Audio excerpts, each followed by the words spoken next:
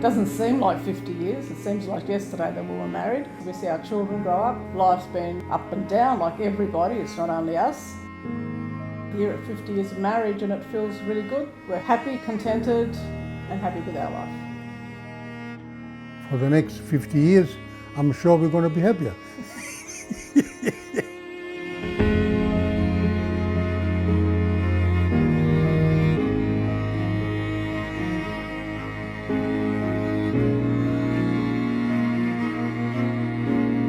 You know what? Whatever happened to your life yesterday is what's made a person today.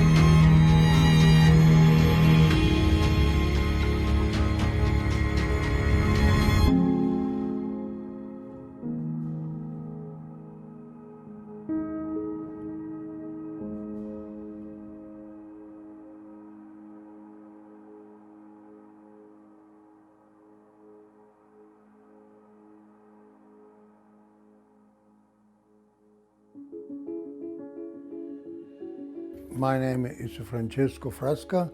I come from Italy, provincia Reggio Calabria, town Roccella Ionica. I am next June 79. I'm 1938 born. I have 4 sisters. I am the old one in the family. The most I can remember, I was working with my father. He took me out of the school when I was 12 years old to help him in a farm to grow food for us to live. Well, I used to work in a farm and I was not happy with the money, with the type of life we used to have, not even have enough of food. We used to go work a day with a piece of bread, a handful of olives. I made a decision on myself to go work in the sea, to be a sailor, which I was allowed to do because I was from the farm. I tried very hard myself. And finally I got to the position. I used to get to this American company. I used to work for ESO. I was 18 and a half when I went in there the first time. And when I went to work in the ship, I never seen ship before. I don't know if the ship go in the sky or under the water. I never see it before. I said, this is a job. A job is when I was in Italy and I had to dig the ground. That was a bloody job. In a ship was fun. You know what I mean?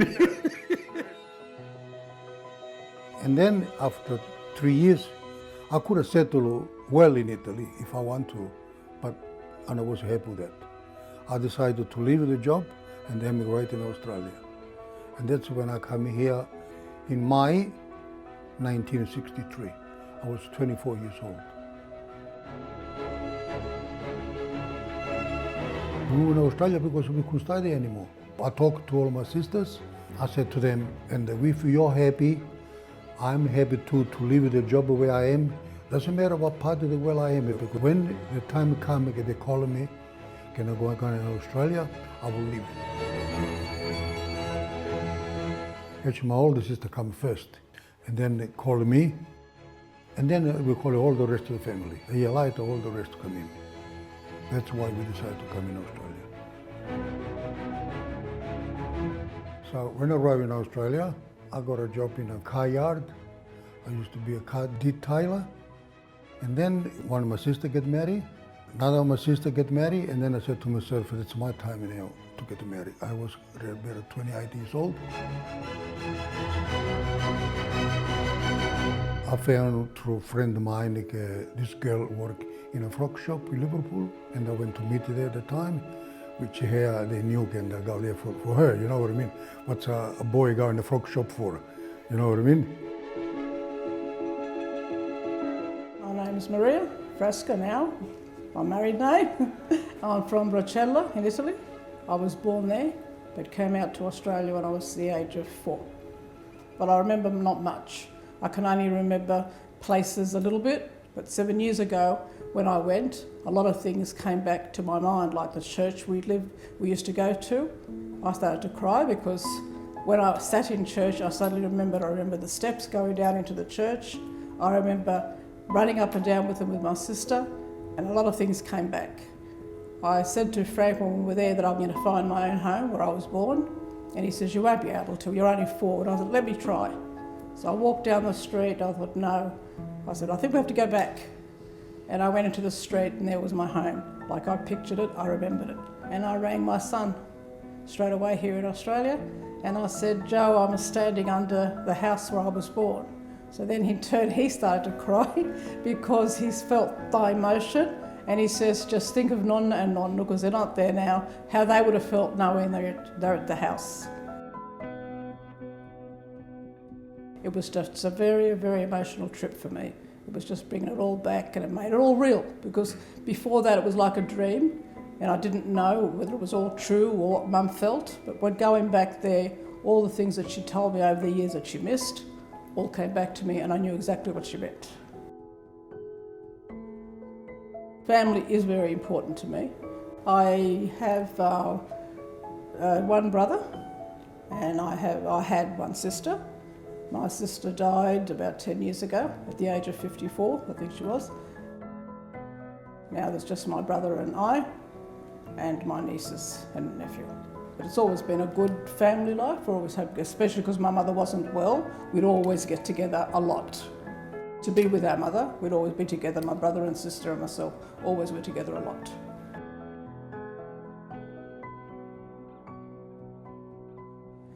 I remember going to school my few days, my very first day, and I couldn't speak English. And I remember telling the teacher in Italian, I can't understand what you're talking about.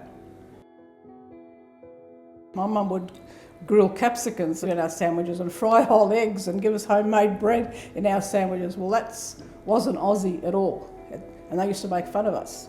So we'd try and make a circle at school and sit with our lunch towards the middle of things that they wouldn't see our food. Life has changed now. Now it's different. Now that everybody's eating Italian food and grilled capsicums, and they sell them and things like that. But back then, it was just peanut butter that they used to have and baked beans. And I tried it a couple of times, and I thought, no, I'd rather my grilled capsicums. I'm proud to be an Italian. I'm proud that I've lived in Australia. My children are born here. But I guess I am proud to be an Italian. That's my heritage. I'm proud of it. In the beginning, when I came out here, and our house was always full of people with nibblies. So it was quite a busy household that I was brought up in. My mother loved cooking for family and friends. Food to me doesn't mean only eating. Sitting down at our tea time, even before my children got married, was a very important part of our day, because we got time to talk about what we did during the day, got time to catch up. Food also means if I get people together, have gatherings, have parties, social things. I think food is just not more than eating, it just means social and happiness.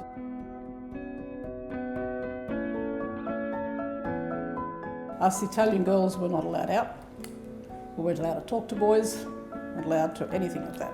What used to happen was a family would know of you, and they would send somebody to ask for your hand in marriage, but you had to see each other. So with me, I was working in a dress shop in Liverpool. So I used to get a lot of them come to the dress shop to meet me and just to see me, and then in turn they would go home and ask my hand in marriage, which is what's happened with Frank too. I went to meet her because I haven't seen her before. From then, she knew what I went there for. I'm not going in the shop, frock shop, to buy a dress for me, but I went to find a girl. And there she is. He came with a friend of mine. The girls that work with me say, Maria, there's another one. And I'd be in giggles, because we used to giggle about it. They'd hide behind the rows of dresses just to see what I say. And Frank came with this friend of ours. He introduced me, and Frank wanted to say something to me, So I said, he said, do you know a good shoe shop? That's what his words were. First words to me was, do I know a good shoe shop? I fell in love with her and I was happy. After that, we started going steady. So I used to go to her place every night. A couple of nights later, my dad said, someone came to see you at the shop. They've asked for your hand in marriage. Is it yes or no? That was, I thought, oh my God. I said, I hardly saw him. I don't know. And he says, well, we can get him to come here a second time, have another look at him, and we'll see what happens. So he came a second time. We spoke a little bit, and I thought, he's quite, cheery. He was bright, cheerful, and telling jokes. And I thought, he sounds all right. Yeah, you can say that again.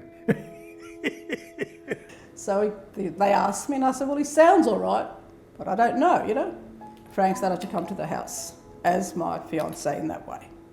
And as he came, I got to know him, and he was chirpy, he was making us all laugh, and I fell for that, for his character, for his bringing out jokes and bringing my household, especially the way my mother was sick all the time, we were quite quiet. The whole household used to come alive when he came because he was joking all the time, and I felt good and protected by him. And after 5 or 6 months, I said to my father-in-law, what's the good to wait? We know each other, we got the age. Maria's just 12 and 19 now. Why we not talk about to do this marriage? And we did. Maria was 19 and a half, I was 29 and a half. 6 months after that, we were married. There was nothing unusual about it because that's how it happened. Well, the wedding day, there was a big day for us. We invited quite a few people. We was very happy, but their parents, they agreed with us to do this big party. And my parents and Maria's parents as well, we get together. Soon we get married, we had to get used to the idea again. When we go in bed, we're not alone now. We're two of us. It was like going on an adventure. I was going to put a nice, pretty dress on, go to the church, and I wasn't even realising I was actually getting married. I was just being a beauty queen that day. And we started our journey.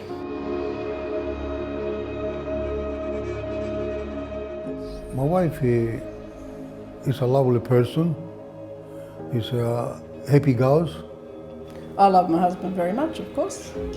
Io ci voglio bene a mia moglie. Io ci voglio bene a mia moglie. I love my wife. Io ci voglio bene a mia moglie. But mainly I'm happy with her because everybody loves her, particularly on work. When she's not in the shop, everyone go there and look for Maria. Yeah, we go in church, we go Council Hill or in Liverpool. She got that many friends because sometimes I say, okay, I'm nothing here.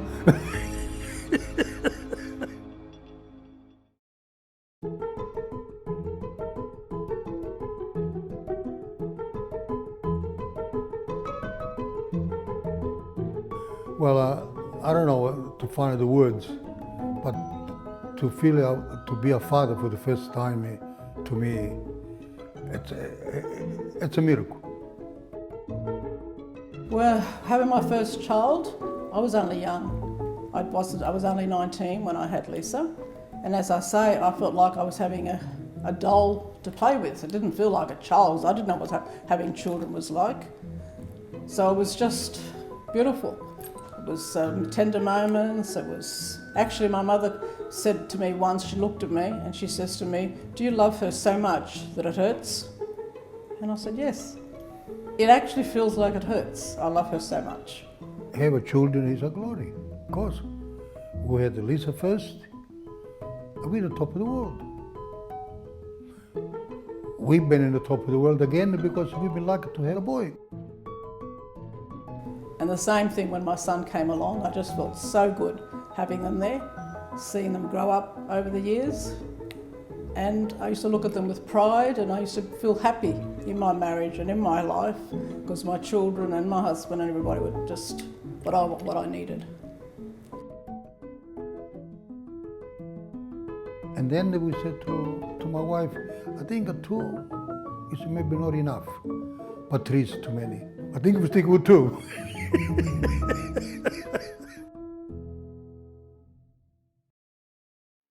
We want to give it to them the best knowledge, the best we can afford to give a sport, to send him a good school, a Catholic school, and now he did this uni, because no one in a generation has been on uni.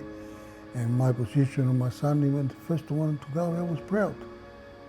I worked with a donkey with my father in the farm. That was my uni.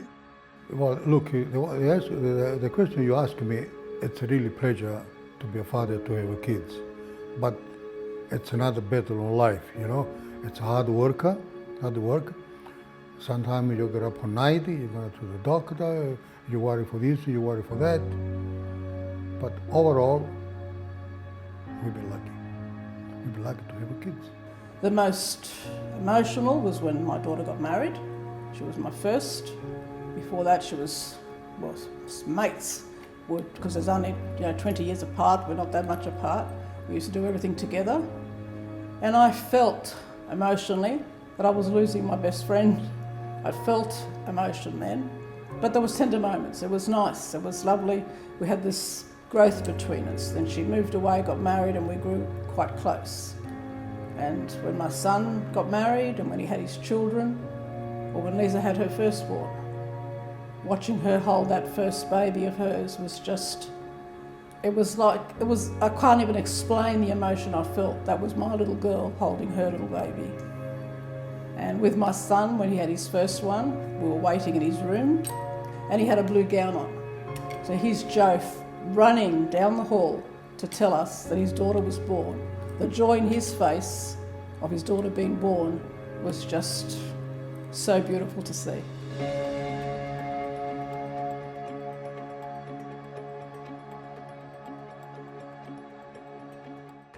I do love my kids, and my grandkids as well. My grandkids. That's the best thing you can have in this world. To see your own daughter care for your own son. It's a great feeling, believe me, great feeling. Said quite a few years back, I used to hold my hand like a child, and now she got a child like what I used to have. That's a great feeling. I say that you love your children, but you love your grandchildren more. And I never believed that could be true. But you do, in your own different way. Because I think you bring your own children back to your grandchildren. You can see your children in your grandchildren. Plus, I think you might have more time for them now. And you love to do things with them, and you love to spend time with them. Before, maybe with our own children, we were busy working. We looked after them, we loved them, but we also had a lot to do.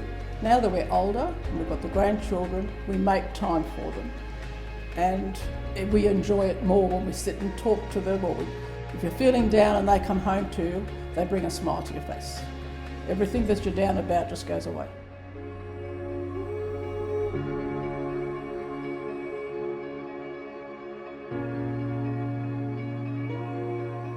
I love them so much. Yes, I do, of course. Andrew is a very emotional child. He's very caring. He's very thoughtful. Nicholas has his witty character. He makes us happy because we have to smile whether we want to or not, because he's mucking around there. Then we have Stephanie after that. She's a very sweet child, very caring, a warrior. Sometimes we go shopping. She's forever looking to make sure that I'm with her, and if she doesn't see me, she goes into panic. Where's Nonna? Where's Nonna? So she's a very, very caring, beautiful young lady. And I've got Julia. She's got a bit of Nicholas in her. She likes to muck around, and she's also very caring, very lovely, loving child. I've got Alex, who's a very smart little boy. He knows any question you ask him, Alex will bring an answer up. He couldn't speak Italian the other day. His grandfather asked him to say something in Italian. He asked him something in Italian. And he says, hang on. So he went to his little computer, tapped it in, and he answered back in Italian because he looked it up. I was surprised. I said, where you get that? In the internet, no.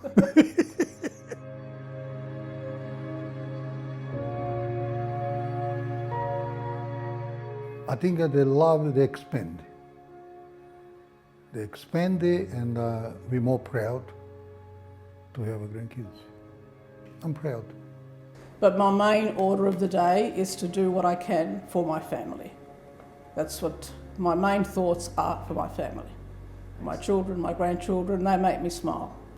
And that I wouldn't change one day of what they gave to me, or one moment of what they gave to me, was what made my life happy, and I'm blessed for it.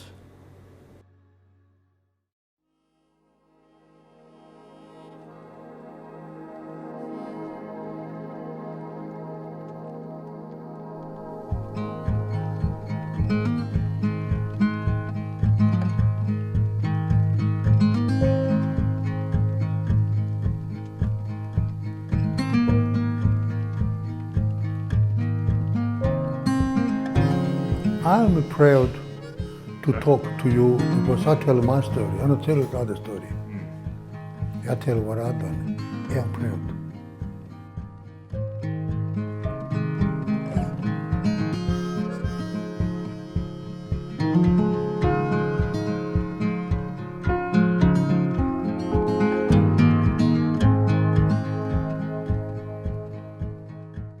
You see, all of my sisters now, they're here in Australia.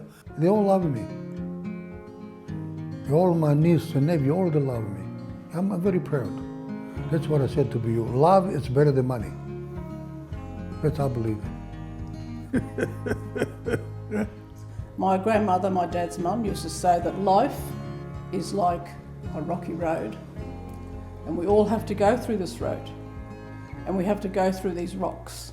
Some of them we step over them, some of them we have to carry with us, and some of them we have to leave, which means that life has to go on in this rocky road and do the best you can with this. That's one thing I pass on because it's something that my mother passed on to me through my grandmother, but their advice to them is to love each other and to take life one day at a time and not stress too much if they can possibly help. I learned to my parents to do good things to the people and forget. But all of us make sure you be polite and you be nice with the people.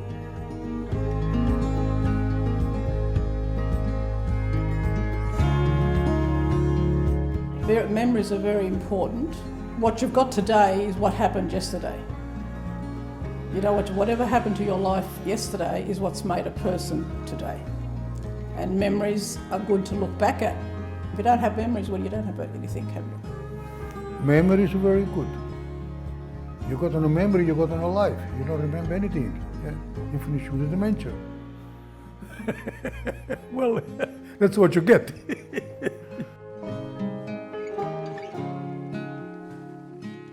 God gave us a life to live as honest as we can. But our life, if we can make our life peaceful, loving, and honest with each other, and create a family atmosphere in our home, and create close friends, and have this honesty and this peace between us, that's what life would be all about.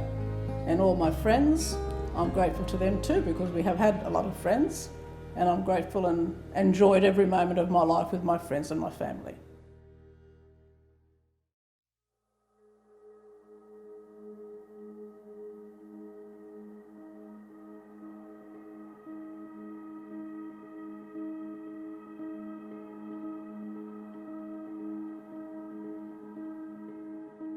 It just feels like it happened yesterday. Really, it doesn't feel like 50 years.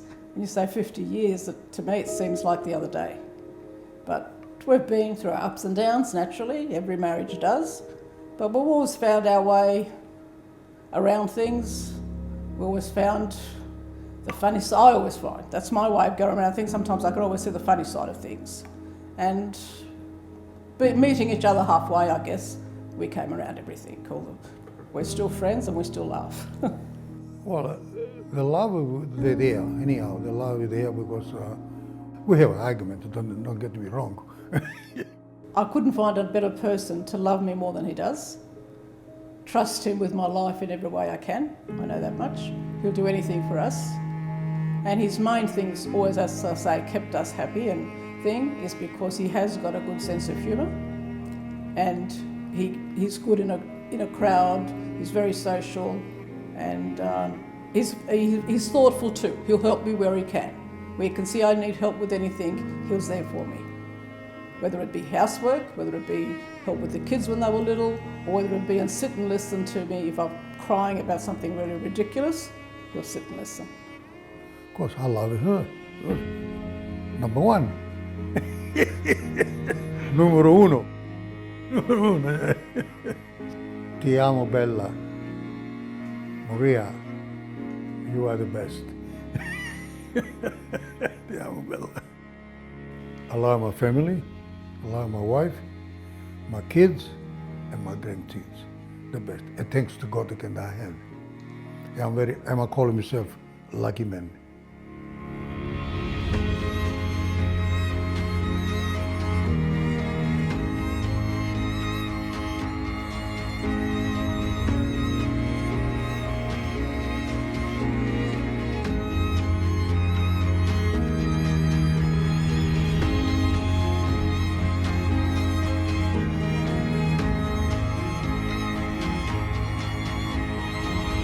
The one thing in marriage that is successful and lets you go through all your troubles, all your your downhills, there's got to be love. Because if there's no love, you won't even try, will you?